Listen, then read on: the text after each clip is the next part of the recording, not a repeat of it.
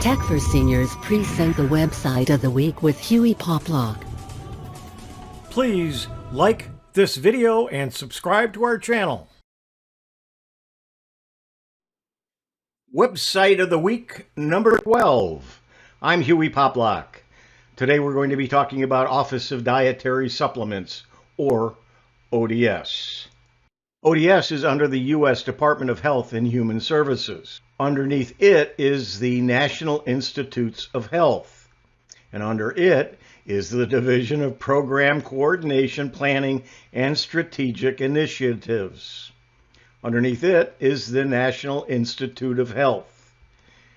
And that's where we find the Office of Dietary Supplements.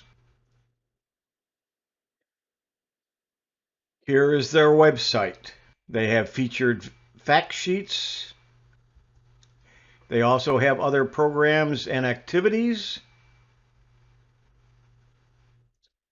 So let's go to the website.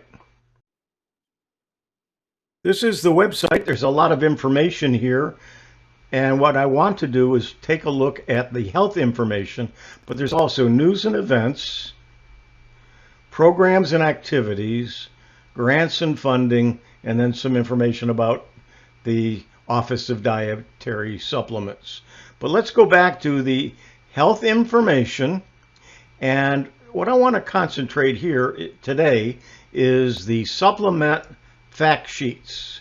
So I'm going to click on that, and it takes us to a listing of dietary supplement fact sheets that are available.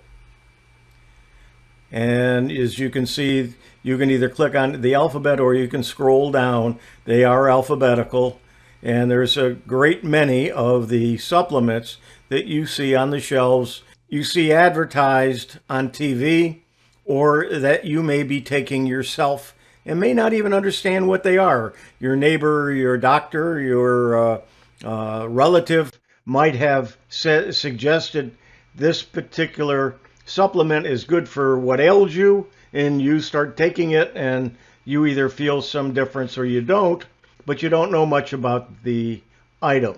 Well, this is where you can find out about it. So let's take a look at a couple. One that I have used. Now, I want to say up front, I am not a doctor. I am not a medical expert. I am not recommending anything. I may mention some things that I have taken, but I am not saying that you should. Please do your due diligence before you try any of these, and make sure that you have the approval of your physician. But let's take a look at Echinacea. You will see when we click on it, it shows the plant that it comes from. It gives a little bit of information. When we click on it, we'll get a fact sheet about it. It gives some common names, some Latin names, and then some background. How much do we know? What have we learned? What do we know about safety? For most adults, short-term oral by mouth use of Echinacea is probably safe. The safety of long-term use is uncertain. And then keep in mind, take charge of your health. Talk with your health care providers about any complementary health approaches you use. Together, you can make shared, well-informed decisions. Now it tells a little bit about where the information comes from and some references about it. So it's a complete fact sheet on the particular item that you're looking at. Let's take a look at one of the vitamins. We'll come down here to the V's, and you'll see things that you, I'm sure, have talked about or at one time or another either tried or are familiar with. Here are the various vitamins.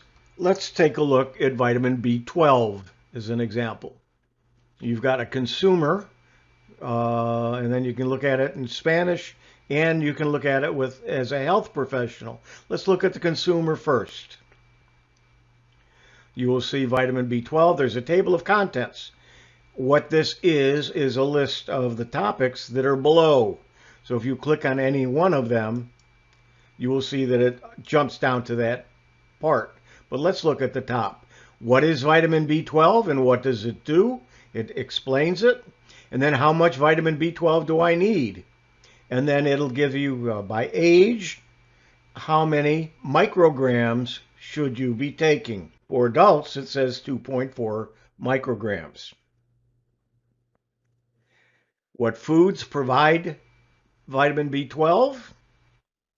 And so on. So we go down to the bottom and there's all kinds of information and references. Where can you find out more about it? Now also, it mentioned that there's a health professional fact sheet on vitamin B12.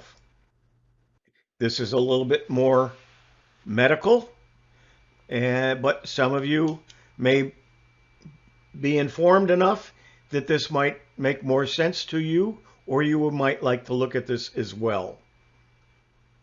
And again, there's more information and sources of B12, what foods provide it, about the intake and status, deficiency, groups at risk of vitamin B12 deficiency or inadequacy, vitamin B12 and health. So there's a lot of information that you can inform yourself of these dietary supplements that you may be taking. So let's come back to the fact sheets list. It's there. There's general supplement information, supplements for specific purposes. So you can look by purpose. So if you're concerned about Alzheimer's, if you click there, it will show you what dietary disease, it talks about it, and then tells you what science says. So there's information there as well.